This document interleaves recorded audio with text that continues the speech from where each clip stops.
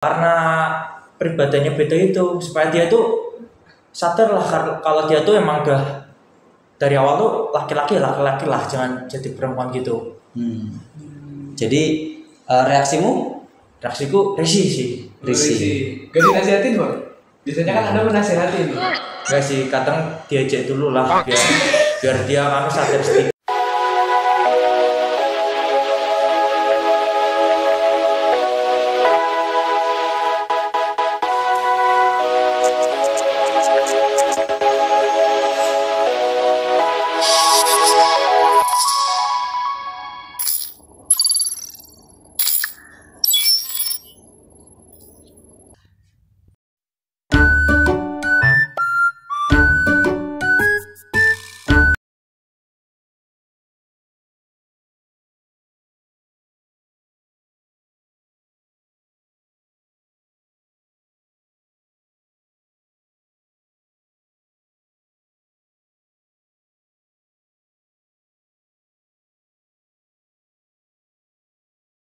Baik, selamat sore teman-teman. Selamat sore.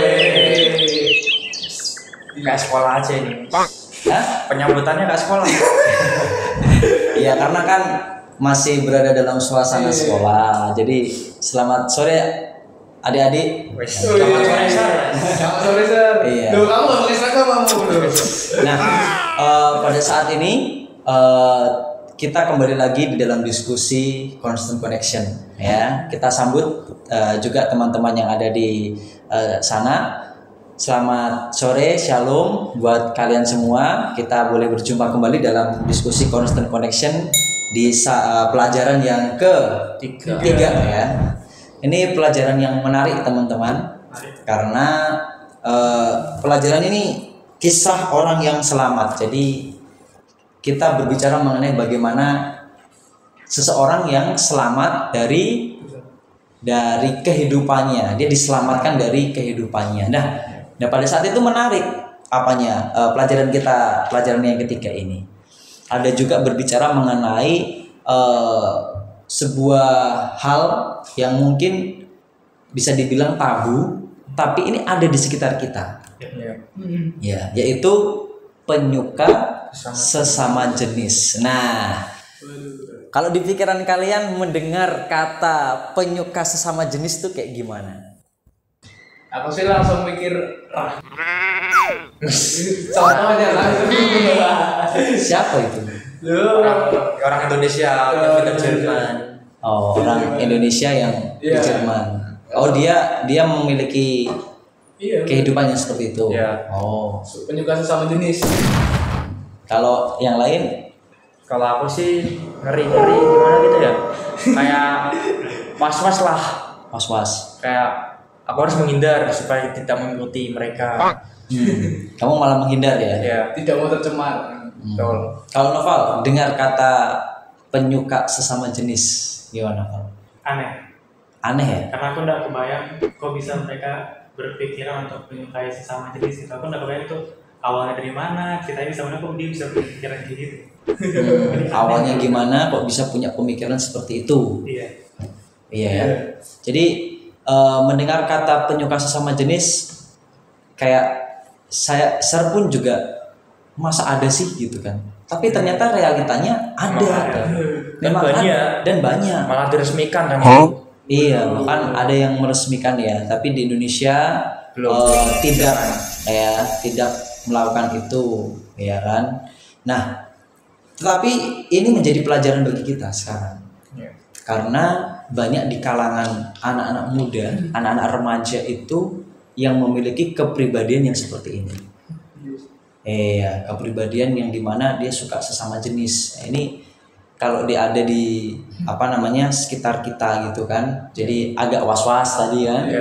Ada agak ngeri, ada yang apa tadi kamu bilang kaget, aneh ya. Nah itu seperti kayak masa kurang sih pasangan yang lain ya kan, sampai harus sesama gitu kan. Tapi itulah pilihan mereka ya. Ada juga yang mengatakan ini adalah kelainan, penyakit. Ada juga yang bilang penyakit, tapi ada juga tadi bilang pilihan. Nah, terlepas dari hal-hal seperti ini, ya kan? Sebagai anak muda nih kalian, sebagai anak-anak Tuhan, sebagai anak-anak Allah. Nah, kalau seandainya itu terjadi nih, tiba-tiba di sekolahmu ada yang memiliki kepribadian yang berbeda, ya. Kamu punya teman nih sama-sama, karena di sini sayangnya nggak ada perempuan ya. Nah, semua laki-laki di sini. Jadi pembahasan kita pas ini. Kalau seandainya kalian punya teman laki-laki, kemudian dia memiliki kepribadian yang berbeda. Kira-kira reaksi kalian bagaimana? Kalau aku sih ya ngerasa aneh sama nggak nyaman sih, kayak tadi ngomong kan kayak, loh ini laki-laki tapi kok tingkahnya kayak perempuan, terus mungkin juga hobi kesukaannya kayak perempuan, kan kayak kamu tuh sebenarnya laki atau perempuan sih? Jadi kita aneh banget, apalagi kan kalau kebiasaan-kebiasaannya itu kambuh gitu kan, kayak misalnya di tempat umum tiba-tiba dia bertindak yang tidak semestinya seorang laki-laki lakukan, jadi kan kita aneh untuk memosisikan diri kayak waduh gitu. Aneh ya? Iya. Kalau Noval? Aku netral aja. Netral. Atau gimana itu? Biasa aja berarti? Iya, selama dia nggak mengganggu, ya aku biasa aja gitu. Wih, acuh-acuh nih. Acuh-acuh. Iya, netral aja gitu. Jadi nggak mau terlibat. Iya, tetap jadi teman, cuman udah mau jadi musuh juga, kecuali memang dia mengganggu, ya mungkin baru ada sikap-sikap lain yang keluar dari hati. Kalau dia deketin kamu itu termasuk mengganggu nggak? Mengganggu. Enggak. Nah itu baru aku menjauh gitu. Nah, karena ini intensitas orang mengganggu kan beda ya kan. Kalau kita lagi belajar kemudian pulpen kita diambil itu kan mengganggu kan. Nah, kalau dia hanya deketin kamu masa mengganggu? Oh, teman dekat darah doang gitu. Tapi dia punya kepribadian yang berbeda sama gimana? Ya mengganggu.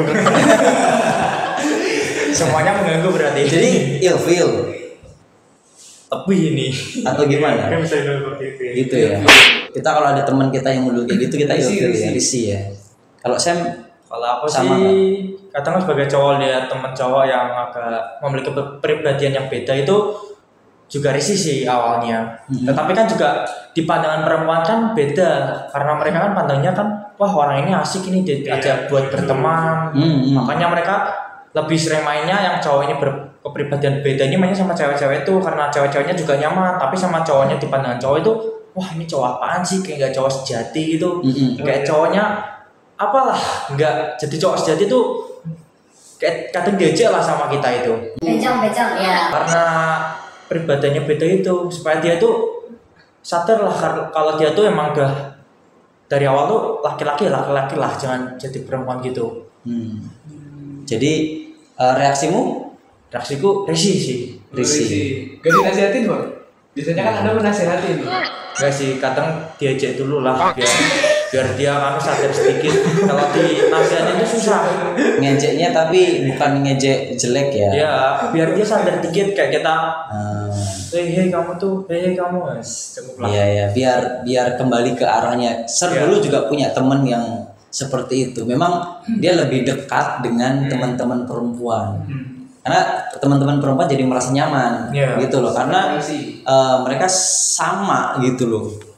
Dan bahkan untuk olahraga, jam olahraga pun yang namanya kita laki-laki ya main bola gitu kan, dia di pinggir nanti sama teman-teman cewek gitu kan. Jadi dia lebih masuk ke cewek dibanding ke cowok gitu kan. Nah, melihat reaksi itu ya kita sebagai anak muda biasanya kayak ih gimana sih gitu kan, kayak ih ilfeel, terus tadi ada yang jijik, ada yang risih dan sebagainya ya kan, kayak ini bukan kaumku ini, kayak bukan kelompokku ini gitu kan. Tapi sebagai anak muda Kristen ya, kalau seandainya itu kan di sekolah tuh kan berbeda nih, mungkin mereka punya suku yang berbeda ataupun punya agama yang berbeda. Nah ini kalau satu gereja nih, nah ini satu gereja samamu nih, ada yang memiliki kepribadian yang berbeda itu, kira-kira sikapmu bagaimana? Ini satu gereja nih. Berat sih ini. Tadi sekolah masih aman lah. Nah ini kalau satu gereja ini gimana dong? Aduh. Nah, kalau di gereja pastinya kan ya beda dengan di sekolah ya, gimana lingkupnya kan di gereja lebih dekat karena sama-sama kita kan sebagai teman ya kan, sama di gereja sama-sama anak-anak Tuhan, semuanya tetap sama sebagai anak Tuhan ya. Kita kalau mau bilang memusuhi juga nggak boleh, kita kan sebagai anak Tuhan harus saling mengasihi ya, apapun yang terjadi kan. Nah jadi untuk ketika kita bertemu orang-orang di gereja, orang seperti ini di gereja ya, tetap kita ajak berteman, kita tetap bergaul dengan dia, kita tetap terlibat, saling melayani, terus juga ketika dia dalam masalah kita tetap temani, tapi ya tetap ada jaraknya karena kita tahu backgroundnya seperti apa ya, janganlah kita ikut-ikutan jadi kayak seperti orang itu. Tetap ada jarak Pak. Tapi janganlah karena perbedaan kepribadian itu jadi penghalang antara kita dengan dia, apalagi dengan Tuhan juga kan. Kalau teman-teman yang lain? Kalau aku sih, kalau lihat teman yang ada kayak gitu di gereja sih, seharusnya sih merangkulnya sih, supaya terkadang kan dia kan juga ya iyalah, kita kan sesama jenis mas ya. Harusnya kan nyanu kan, teman kayak begitu kan mesti dirangkul juga kan, supaya dia kan mengerti apa yang Tuhan larang kan, supaya dia mengerti Tuhan melarang kita sesama jenis. Tentunya dia juga di gereja pasti mendengarkan firman Tuhan lah. Seharusnya dia sadar mulai dari situ, sebelum kita teman-temannya menasihati dia kembali. Bagus Sam. Jadi gereja atau kita orang muda itu jadi tempat wadah untuk kembali mengingatkan mereka, iya kan? Itu bagus sekali. Jadi orang yang di gereja seperti itu belum tentu dia itu penyuka sesama jenis.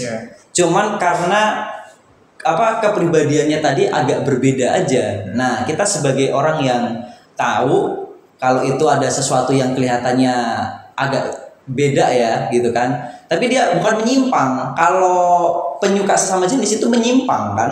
Itu menyimpang. Nah, kalau ini kan masih dalam koridor dia kewanitaan. Nah, gitu kan. Jadi kita ingatkan kembali bahwa firman Tuhan seperti ini gitu ya. Mantap. Kalau Novel, mungkin aku sikapnya tergantung tempat ya. Kalau di sekolah tadi aku lebih cenderung bodo amat bilang dia ngapain, yang penting gak ngeganggu ya.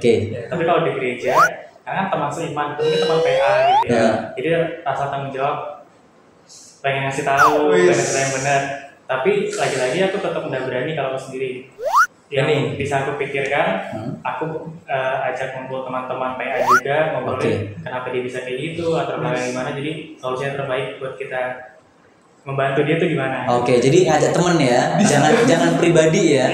Betul. Keren sih, kalau aku jadi Novel juga kayak gitu, harusnya ngajak teman. Kalau aku sendirian malah aku bisa tercurahkan dia ke aku, malah aku ikut dia. Ikut ya. Makanya itu. Iya. Kadang image orang ketika kita melihat ada orang yang seperti itu, kemudian ada satu lagi yang gabung meskipun satu itu mau menyelamatkan, orang lain yang berpikiran mereka berduaan gitu ya kan. Ya benar, memang mungkin harus lebih dari satu ya untuk bagaimana kita mendiskusikan teman kita ini untuk menyelamatkan dia.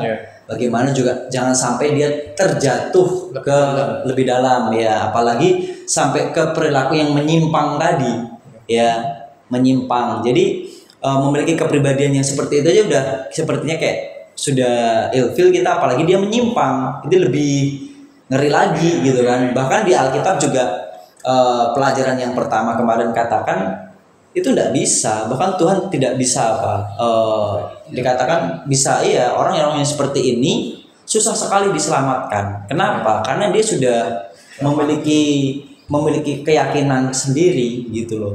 Padahal di dalam firman Tuhan katakan tidak seperti itu. Kita diciptakan ya sesuai, ya kan? Sesuai dengan apa yang kita diciptakan. Nah, apakah menurut kalian ini ya,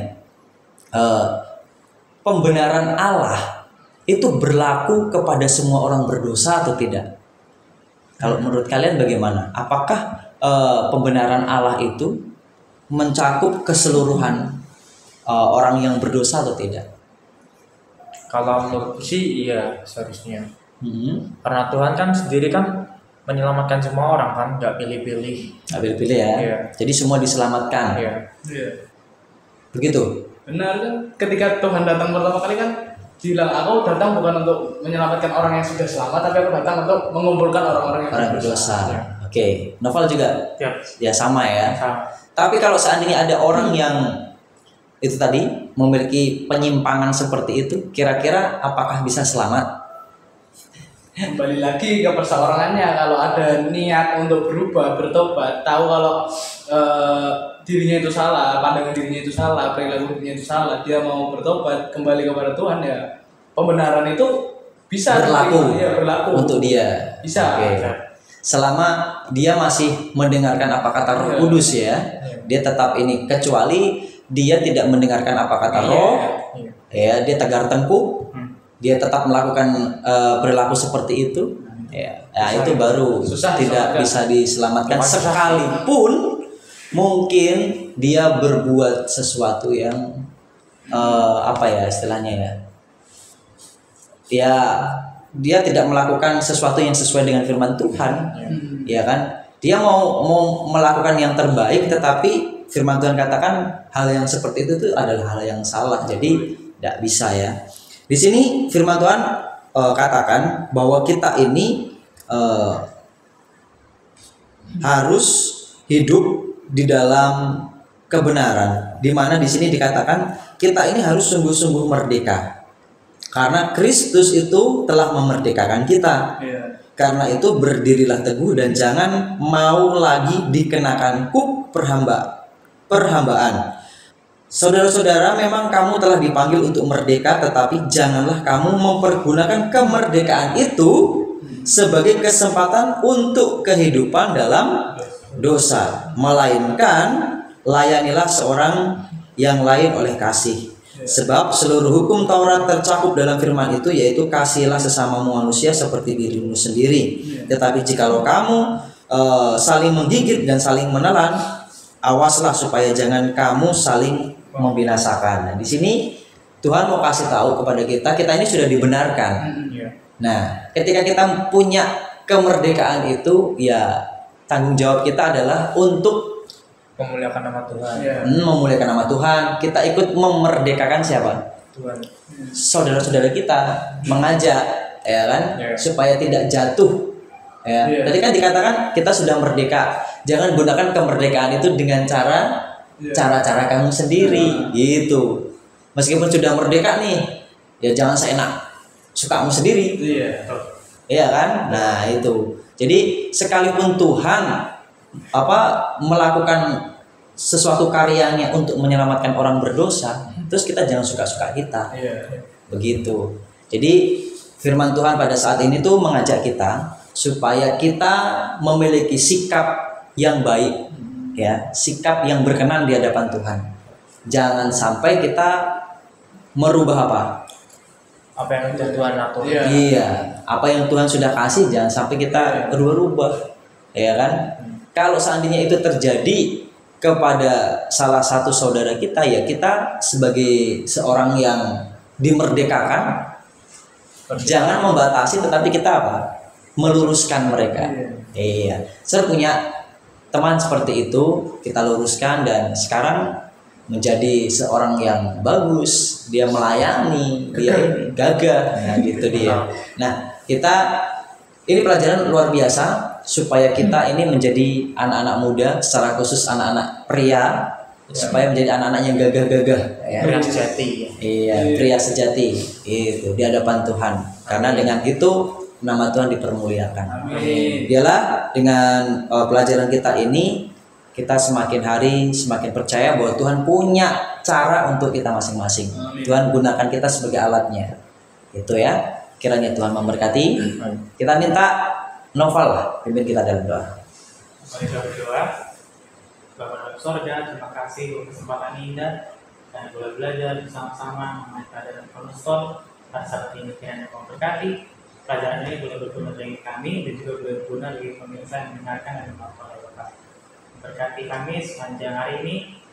Aku dalam berdosa dalam Tuhan Yesus, aku berdoa dan ucap syukur. Amin. Terima kasih Novel.